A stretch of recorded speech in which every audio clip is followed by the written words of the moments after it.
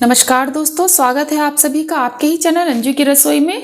तो आज मैं बनाने जा रही हूँ आप सबके लिए सूजी का उपमा। सूजी उपमा बनाने के लिए मैंने यहाँ पे 1 कटोरी सूजी का यूज़ किया है। ये बहुत ही महीन नहीं है, देखिए। तो चलिए सूजी का उपमा बनाना स्टार्ट करते हैं। सबसे पहले हम अपनी कढ़ाई गर्म करेंगे और कढ़ाई हमारी अच्छे से गर्म हो चुकी है। अब हम इसमें 1 छोटी कटोरी घी डालेंगे।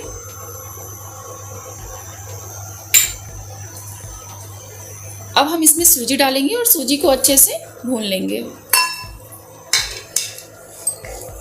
सूजी को हमें 2 से 3 मिनट तक भून लेना है। मैंने घी का इस्तेमाल इसलिए किया है ताकि हमारी जो सूजी का उपमा है वो काफ़ी खिला खिला बने, वो बिल्कुल चिपचिपा ना रहे। आप चाहें तो बिना घी के भी इसे रोस्ट कर सकते हैं। हमें इसे ज़्यादा नहीं भूनना, सिर्फ 2 से 3 मिनट तक। तो 2 से 3 मिनट हो गए हैं और हमारी सूजी भी अच्छे से भुन चुकी है। तो चलिए सबसे पहले हम इसे अलग बर्तन में पलट लेंगे। कढ़ाई गरम है, अब हम इसमें ऑयल डालेंगे। मैंने यहाँ रिफाइंड ऑयल का यूज़ किया है, बहुत ज़्यादा नहीं डालेंगे। अब हम इसमें थोड़ी सी मूंगफली भून के निकाल लेंगे। तो मूंगफली अच्छे से फ्राई हो चुकी है, अब हम इसे अलग बर्तन में निकाल लेंगे। तो तेल हमारा गरम है, अब हम इसमें डालेंगे 1 चम्मच धुली हुई उड़द। साथ ही हम इसमें डालेंगे 1 चम्मच चने की दाल। दोनों को अच्छे से मिला देंगे। अब हम इसमें डालेंगे 1 छोटी चम्मच सरसों, आप राई का भी यूज़ कर सकते हैं। साथ ही हम इसमें डालेंगे 1 चम्मच जीरा, अच्छे से मिला लेंगे। अब हम इसमें डालेंगे काजू के कुछ टुकड़े। मैंने काजू को 2 टुकड़ों में काटा हुआ है। इसे 1 मिनट तक फ्राई होने देंगे। अब हम इसमें डालेंगे कटी हुई हरी मिर्च। मैंने 1 कटी हुई हरी मिर्च का यूज़ किया है। कुछ करी पत्ते, साथ ही मैंने इसमें 1 छोटा चम्मच अदरक डाला हुआ है। मैंने इसे कद्दूकस किया हुआ है। अब हम डालेंगे इसमें 1 बड़ा प्याज चॉप किया हुआ। इन सबको अच्छे से मिक्स कर लेंगे। प्याज को हम 2 मिनट तक पकाएंगे ताकि प्याज का जो कलर है वो थोड़ा सा ब्राउन हो जाए। 2 मिनट ढककर पकाएंगे। तो 2 मिनट हो गए हैं। इन सबको हम एक बार चला लेंगे। अब हम इसमें डालेंगे कुछ सब्जियां। मैंने यहाँ पे मटर, 1 कटी हुई शिमला मिर्च और साथ ही मैंने 1 कटा हुआ गाजर यूज़ किया है। अब हम इन सबको डाल देंगे। सब्जियों को अच्छे से चला लेंगे।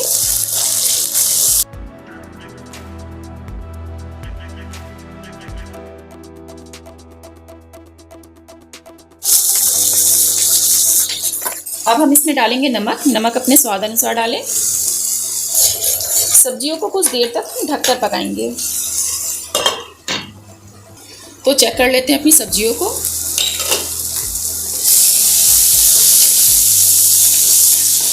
मैंने सूजी के उपमे में टमाटर का भी यूज़ किया है। मैंने इसे चॉपर से बहुत ही महीन चॉप किया है।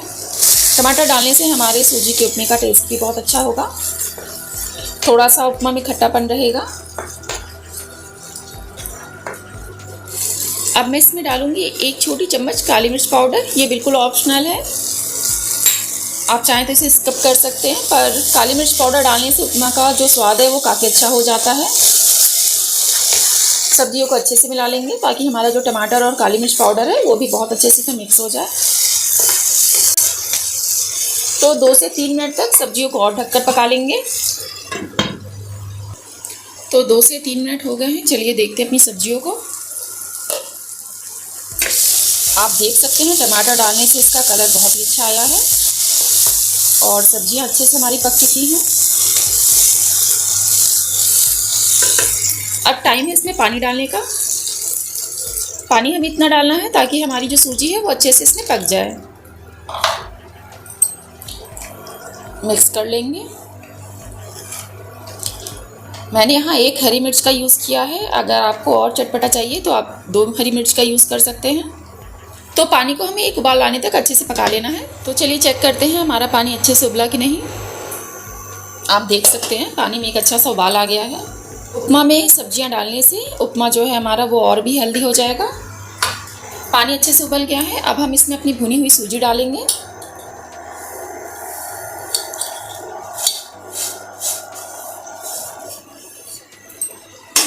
सूजी को अच्छे से मिक्स कर लेंगे ताकि इसमें गुठलियाँ ना पड़े। इसे लगातार चलाते रहिए। आप देख सकते हैं सूजी जो है वो सारा पानी सोख रहा है। अगर आपको पानी कम लगे तो आप इसमें गर्म पानी डालें, कच्चा पानी बिल्कुल ना डालें। पानी को अच्छे से उबाल के फिर इसमें डालें। ये अच्छे से मिक्स हो गया है और इसे हम 1 से 2 मिनट तक ढककर पकाएंगे ताकि जो हमारी सूजी है वो और अच्छे से पक जाए।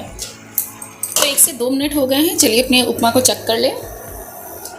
आप देख सकते हैं उपमा बहुत अच्छे से पक चुका है। अब हम इसमें डालेंगे अपनी भुनी हुई मूंगफली। साथ ही हम इसमें डालेंगे 1 छोटी कटोरी घी, थोड़ी सी कटी हुई धनिया। इन सबको अच्छे से मिक्स कर देंगे।